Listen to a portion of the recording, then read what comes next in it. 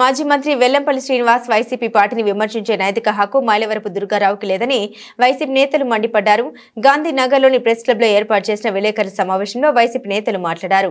మైలవరపు దుర్గారావుకు అన్ని విధాలుగా పూర్తి సహకారం అందించిన నేత వెల్లంపల్లి శ్రీనివాసరావు మాత్రమే అన్నారు. దుర్గారావు అతని భార్య పార్టీ మారడం వల్ల వైసీపీకి ఎలాంటి నష్టం లేదన్నారు. గుర్తింపించిన నేతపై మైలవరం దుర్గారావు మరోసారి నోరు జారితే వైసీపీ తగిన రీతిలో బుద్ధి చెబుతోందని వైసీపీ నేతలు హెచ్చరించారు. వైసీపీ నుండి ఎన్డీఏలోనికి కార్పొరేటర్లు వారి పదవులు ఎందుకు రాజీనామా చేయలేదని ప్రశ్నించారు. ఈ సమావేశంలో బి నితీష్, సతీసాయి బాబా, డివి రెడ్డి, కరీం తదితరులు పాల్గొన్నారు. 44వ division YSR Congress party corporator భర్త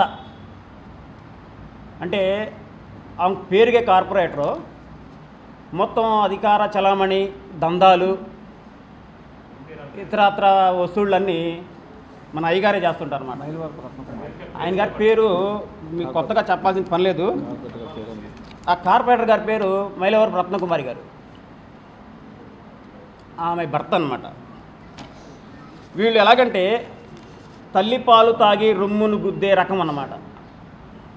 అంటే అప్పటిదాకా అధికారంలో ఉండి దందాలు వసూళ్ళు ఇతరత్ర వసూళ్ళు ఇవన్నీ వసూలు చేసి అద్దె కూడా కట్టలేని పరిస్థితిలో ఉండే వాళ్ళు ఈరోజు వాళ్ళ కొడుకుల్ని అమెరికా పంపించి వాళ్ళ కూతుర్లకి సుమారుగా ₹1 కోటి పెట్టి వివాహం చేసేంత స్థాయికి ఎదిగారంటే ఏం కష్టం చేసి వాళ్ళు అంత స్థాయికి ఎదిగారో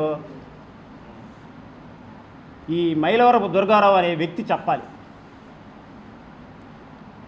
నువ్వు ఏ స్థాయి ఏ అర్హతతో నువ్వు ఈరోజు మా పశ్చిమ నియోజకవర్గ మాజీ శాసనసభ్యులు ప్రస్తుత ఇన్ఛార్జి వెల్లంపల్లి శ్రీనివాసరావు గారి గురించి నీ నరం లేని నాలుగు ఉంది కదా అని చెప్పేసి నీకు ఇష్టానుసారంగా మాట్లాడితే ఇక్కడ చూస్తూ ఎవరు కూర్చోరు. నువ్వు ఎందుకు ఆ పార్టీలోకి వెళ్ళావు అది కన్నా నువ్వు మాకు చెప్పాల్సిన పనిలే. గజని ఈయన పేరు నిక్నేమ్ ఏంటంటే గజని. ఎందుకన్నా అంట ఆ మాట మేము కూడా ఊరికే అనవండి, ఏదో ఆయన నోరుంది కదా చెప్పేసి నోటుకు వచ్చి మాటలు మాట్లాడుతున్నారు, మేము అలా అనం. ఆయన ఎందుకన్నాడంటే గతం మర్చిపోయినట్టున్నాడు. ఇది ఒకసారి మీరు చూస్తే పడుతున్నా, ఇది కనుక ఒకసారి చూస్తే ఆయన మేము గజని అని ఎందుకన్నామో అర్థమైంది. ఇప్పుడు ఏ కూటమి పార్టీలోకి అతను వెళ్ళాడో ఆ పార్టీ నేతలే అతను మాడు పగలగొట్టిన సందర్భాన్ని కూడా ఆయన మర్చిపోయి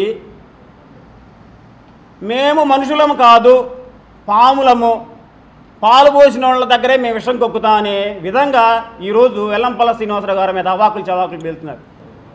మన మీడియాలో నోటికి వచ్చినట్టు మనం ఏది మాట్లాడితే అది ప్రజలు నమ్ముతారు.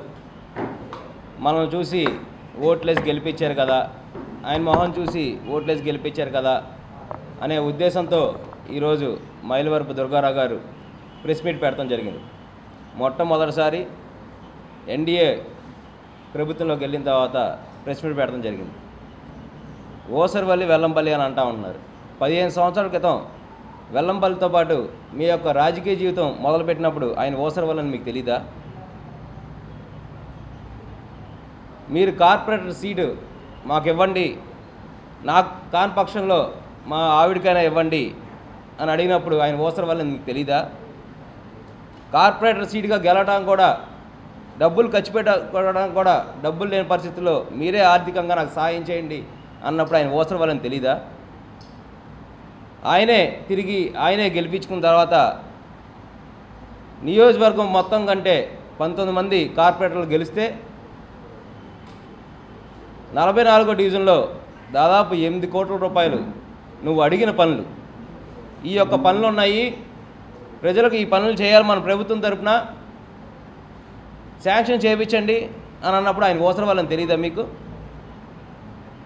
కార్పొరేషన్ ఎలక్షన్స్లో గెలిచిన తర్వాత మీ యొక్క కుటుంబంలో వేరే కార్పొరేటర్ని తీసుకెళ్ళి వైఎస్ఆర్సీపీలో జాయిన్ చేయించినప్పుడు ఈయన ఓసరవల్లి ఈయన దగ్గర జాయిన్ అవ్వకూడదని మీకు చెప్పచ్చు కదా మీ యొక్క కుటుంబ సభ్యులకి. ఎట్లా తీసుకెళ్ళి జాయిన్ చేయించారు? అప్పుడు తెలీదా ఓసరవల్లి అని? 19 మంది కార్పొరేటర్లో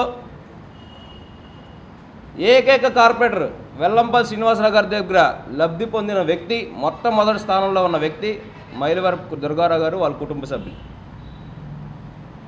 డివిజన్ అభివృద్ధి కానీ, ఆయన ఆర్థికంగా డెవలప్ అయ్యే విషయంలో కానీ అన్ని విషయాల్లో ఆయన దగ్గర లబ్ధి పొందిన వ్యక్తి. ఈరోజు ఆ యొక్క ప్రభుత్వంలోకి వెళ్ళి పార్టీ మారిన తర్వాత ఓసర వెళ్ళాలంటే నీ పక్కన కూర్చున్న వ్యక్తులు కూడా ఆ రోజు ప్రెస్ మీట్లో వాళ్ళు నమ్మలేని పరిస్థితి. అక్కడ అన్ని సంవత్సరాలు ఆ నాయకుడి దగ్గర ఉండి ఇక్కడికి వచ్చి అట్లా అంటున్నాడు. ఈరోజు మన దగ్గర ఉండి కూడా రేపు ప్రభుత్వం మారిన తర్వాత అక్కడికి వెళ్ళి ఇదే మాట మనల్ని అంటారని చెప్పి వాళ్ళ ముక్కుని ఏలేసుకునే పరిస్థితి ఉంది ఆ రోజున ప్రెస్ మీట్ పెట్టిన రోజున.